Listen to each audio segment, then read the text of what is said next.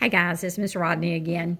Just wanted to talk to you today about what today represents and what all happened in Jesus' life tonight and into the wee hours of Friday morning. Today we call it Maundy Thursday. There will be a service on YouTube at 7 o'clock tonight from church where Pastor Holliday and Reverend Matthews will celebrate Maundy Thursday with us. But I want to talk to you a little bit about what it is and why we even, as a church, celebrate that. As you remember, we last left off with Jesus in the garden being arrested. They took him with the soldiers, and they took him to where the Sanhedrin met. These were the priests and the religious people. And they essentially put Jesus on trial. Though Jesus had done absolutely nothing wrong, they put him on trial. Peter followed behind him at a distance. And when they got to the courtyard, the area where the Sanhedrin met, Peter stayed outside around different people. And this is where Peter denied Jesus 3 times. When people asked him if he knew Jesus, he would say, "No, I don't know him." They took Jesus in before the Sanhedrin. They brought false witnesses before the Sanhedrin to say all of these just irresponsible, outlandish things that Jesus had done. And over and over and over again, they accused Jesus and they accused Jesus. Finally, Caiaphas, who was the chief priest, spoke to Jesus, and he asked him, he said, asked him if he was indeed the Son of God, if he indeed had said these things about whether he was able to destroy the temple of God and rebuild it in 3 days. The high priest said to him, "I charge you under the oath by the living God, tell us you are Christ, the Son of God." So he was trying to get Jesus to say yes, that he was. And if he did, then he had a case. So he thought. Jesus replied, "Yes, it is as you say. But I say to all of you, in the future you will see the Son of Man sitting at the right hand of the Mighty One and coming on the clouds of heaven." So he admitted to them that he was God's Son, which was the absolute truth. There was not a lie in that at all. He was God's Son. So the priest reacted in just a crazy uproar. He tore his clothes and said, "He has spoken blasphemy. Why do we need any more witnesses? Look, now you have heard the blasphemy. What do you think?" And they all responded, "He is worthy of death." Well, this is the wee hours of the morning. Jesus has had no sleep at all. And he's sitting there listening to them. The Son of God is sitting there listening to them lie about him. Don't you know he was very, very, very weary? But again, he knew that this would happen. He knew everything that was going to happen. And remember, at any step in this time, he could have put an end to it. He could have stopped it. So they decide, because they can't put him to death, the Sanhedrin cannot put Jesus to death, they decide to take him before Pilate. Pilate was the guy who was the Romans had put in place as the governor of the area. He was not particularly happy about his job. He was not particularly happy of having to be in Jerusalem during Passover when all of the Jews, flooded into the town. He saw it as a great opportunity for a lot of trouble and a lot of unrest. Little did he know what he was just getting ready to face. So he talked to Jesus. And he said, "They say you're the King of Jews." And Jesus responds to him, "Yes, it is as you say." And Pilate talked with Jesus over and over and over again and tried his best to get Jesus to back down off of his claims, to just to make Pilate's job easier because Pilate looked at Jesus and said, "This man is innocent. He's not done anything." Even Pilate's wife came to him and told him, "Please don't do anything to this man. I've just had a dream. He's innocent. Please don't do anything to him." So Pilate tried to give him back to the Sanhedrin and said, "Yeah, he's not done anything. I find nothing wrong with him." And as customary during the Passover, the Roman governor would let go one person who had been accused of something at that time, a prisoner at that time. And there was a prisoner, his name was Barabbas, and Barabbas had led a rebellion against the Roman government. And so he brought Barabbas out. He said, "I'll let Barabbas go or Jesus go," thinking for sure that the crowd would say, "Let's let Jesus go." I mean, he had heard about Jesus, and people had listened to Jesus, but sadly, the Sanhedrin, the Pharisees, had brought together all of these people out there as a mob outside of the palace where Pilate was, and they all shouted, "Crucify him, crucify him." So Pilate had no choice. Well, actually, he did have a choice, but he chose the lesser way out of this. He chose the easy way out of this, and he sent Jesus off with his soldiers to be flogged. Now, when you're flogged, that means that you are whipped, and it's a whip that has leather straps on it, and inside the strip are embedded pieces of broken glass or bone. So basically what it does is it really is an awful, awful beating that you take with that. And that's what happened to Jesus. He was flogged.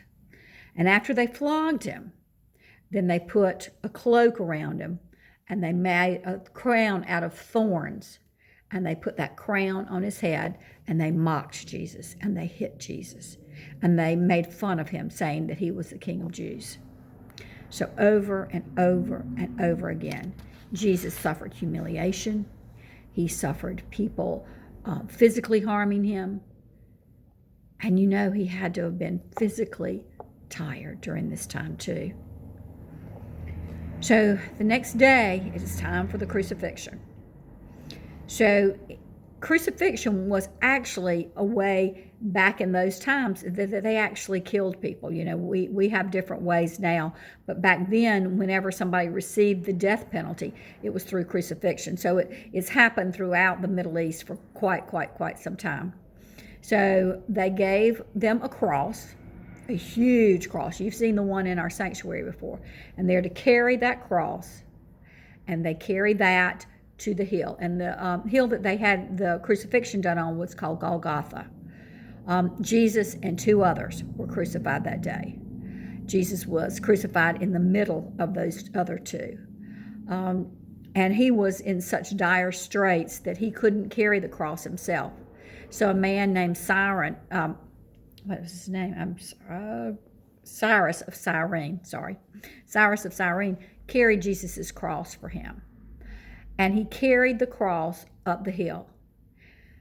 And then they nailed Jesus to the cross. And you know, we've talked about this many, many, many times about how awful it was and how just cruel and painful this crucifixion was. So I want us to stop and think about this just a minute. Jesus, God's Son, who did nothing wrong, who was in control of all this, who at any time could have called down legions of angels to release him from this, suffered like this. And he did it for you and for me. That's why he was doing this. The whole reason that Jesus was walking to the cross and agreeing to be killed was so that in his death, we would receive forgiveness for our sins. Not his, because he had never done anything wrong, for our sins. So every time we sin, we need to remember that that's what he did for us. Every one of us, past, at that time, and for those of us who are alive today, and those who are yet to come. He did this for us. And he allowed them to crucify him, to hammer those spikes, basically, into his arms, his hands, his wrists, and then into his feet. And from the 6th hour until the 9th hour, darkness came over the whole land. Can you imagine why? Don't you imagine that God was sad that this was happening, even though he knew it had to happen? And about the 9th hour, Jesus cried out in a loud voice, my God, why have you forsaken me?" Remember that our God cannot be around sin. He is a holy God. So he is not to be around sin. He is not around sin. He detests sin. And because Jesus had to suffer for our sins, he had to take all of our sins on him. God had to walk away from him. Very, very, very lonely. When some of them heard this, they called out that he was crying out to Elijah. Well, Elijah was an old prophet. They were just trying to make up stuff. They offered him something to drink on a sponge, and when they did that, vinegar on a sponge, that actually fulfilled some prophecies that were back in the Old Testament. So step by step, as Jesus went through this, he was fulfilling prophecy also. And then he cried out in a loud voice, and he gave his spirit up. It's finished. It's done. So Jesus chose his time to die. Jesus gave his spirit up. He made that as his decision. Normally, it takes a very long time to die from crucifixion. That's why it's such a cruel thing to do. You end up suffocating from it. But Jesus, in control of all of it, chose to give up his life. There were people that were around there watching the soldiers and everything, and they realized then, surely this is the Son of God. At that time, in the temple, the really thick curtain that was in the holiest of holy places that only the priest could go into, ripped in two, signifying that now we can go into the holiest of holy. In other words, we don't have to have somebody praying for us anymore. We can pray directly to God. Also, they say that people came from the graves. Other people came back to life again. All of this happened at Jesus' death. Later on that evening, as the sun was getting ready to go down, there was a man, and his name was Joseph. He was a follower of Jesus, though he was a secret follower of Jesus. He was afraid of what the Sanhedrin would do to him if he, came out and said, "I'm in favor of Jesus." So he, along with Nicodemus, came and got permission from Pilate to take Jesus' body, to take it down off of the cross, and then to lay it in a tomb. And they wrapped Jesus in burial cloths. They had all of the spices that they needed to have to do embalming their way long ago. And they wrapped a burial cloth around his head and laid him in the tomb. The Sanhedrin, the Pharisees, were very, very, very worried, though, about Jesus, because they had heard and they remembered that Jesus had said that he would be resurrected in 3 days, that he would come back to life in 3 days. So they went to Pilate and said, "Would you post a guard and put a large boulder rock in front of the tomb so that those disciples don't go back in there and steal his body and make everybody think that he's been resurrected?" So Pilate agreed to that. So there were Roman soldiers standing on guard outside of the tomb, and there was a huge boulder in front of it. And that's where we're going to leave the story today,